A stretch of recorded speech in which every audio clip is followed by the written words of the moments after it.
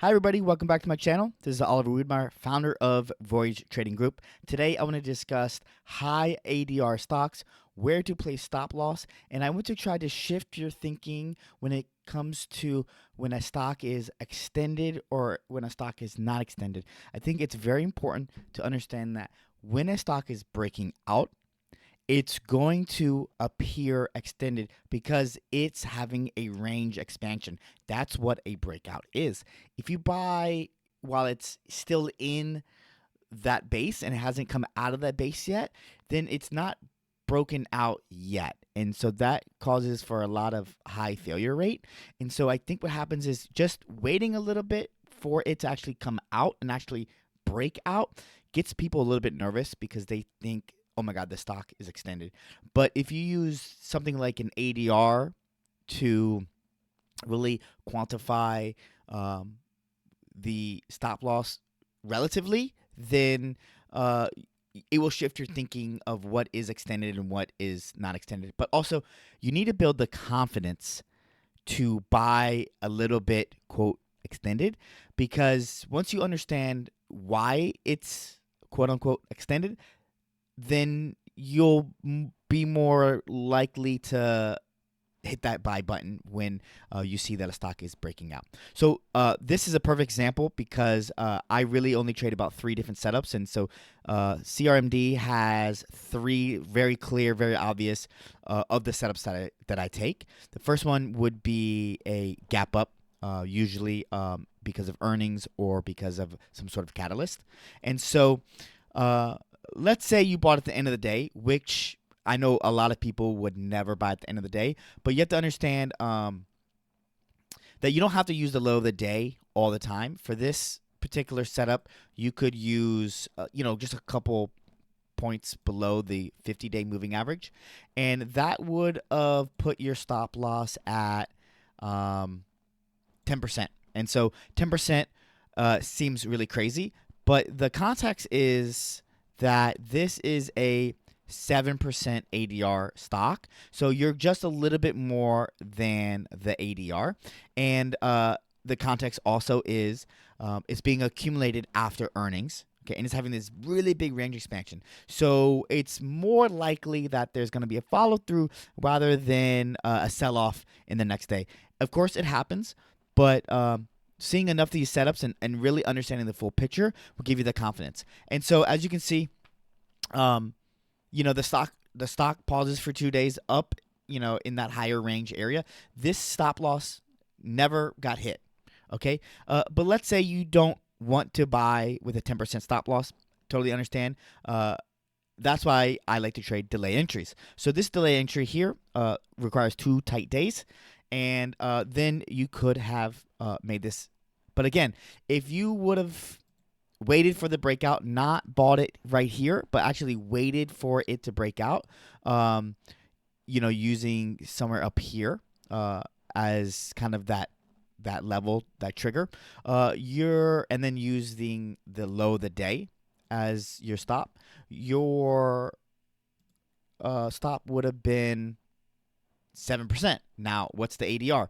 ADR is 7%. So this is a 1 ADR stop loss. And it goes up. The goal, right, when we do these momentum moves is 8 to 20% within a few days. And so what do we get? We get this nice 26% move on an 8% stop. If you sold into this strength but kept a few shares, then you could have rode the trend much higher and added on. This is considered a continuation breakout because enough time has passed since the big gap up. So this would be considered a gap up. A continuation breakout. And so let's say you used something like this. I'm just going to randomly pick. Some people might think this is extended, but the reality is using the stop at the low of the day would only have you at a 7% stop loss. And again, this is at this point now, 9% ADR. So you're actually less than that 1 ADR. And so the most important thing is whether you bought here or you bought here or you bought here, that low of the day never gets taken out. And you can see the same for up here. You have this breakout here. Even if you bought the very high of the day, which I know would feel very scary because it's 20% off the 21-day moving average. But again, it has a 7% ADR. And so that stop loss would have been less than that. It would have been a 5.5% stop loss, which is less than 1 ADR. So it's not extended. Okay, the you need to shift your thinking. When these stocks are being accumulated, that means that they have to break out. They have to be broken out in order for. That's what happens when they're being accumulated. They break out. And so you want to get in on that first day of buying. So it's going to appear extended, but it's just the result of accumulation. Okay? And so we can use this as a different example. In fact, this is an example from today, which is sparking this conversation. So today in my mentorship group, I alerted $173.05 as the alert. I noticed that it was holding these levels. It's in a strong group. We had volume drying up. We had range tightening. And so I had the trigger go off. At around 176, a member said, this is too extended. I'm going to pass. But here's the thing. At that time, it was only 2.5% from the low of the day. And the ADR is 3%. So it was, again, less than 1 ADR. So if this is day one of an accumulation of a momentum phase, then it is not extended. It cannot be extended if you're buying on that first day of accumulation, because we need to understand that the accumulation is going to take several days for the big whales to accumulate. So getting in on the first day is getting in at ground zero of the accumulation. And so we have to shift our thinking from being so scared that we don't have a 1 or 2% tight stop loss. It's just it's not logical, because the reason why it's extended in your eyes is because it's being accumulated. But we want to buy during the accumulation phase. So you have to buy, quote unquote, extended if you're going to buy high momentum breakouts. We'll continue with EVGO. This is a really fantastic one here.